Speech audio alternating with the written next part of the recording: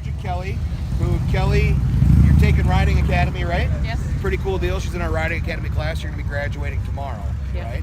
All right. So they're out here at J&L Harley-Davidson today. She's taking Riding Academy. George is test riding some 2018 Harleys. Actually, they just both got back.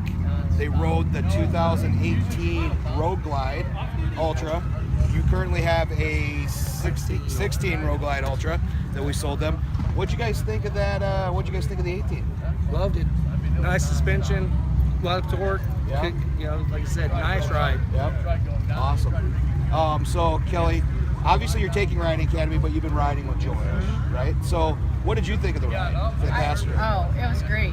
It was so smooth. Usually when we're on the 16 and we hit those bumps, really it hurt. So it was really nice to have a smooth. I mean, it was smooth. Was it a little bit of a cooler ride too for you? Did you notice anything? Well, I didn't really. He noticed the fan was on, but we were going fast enough that my leg didn't get hot. There we go. Cool.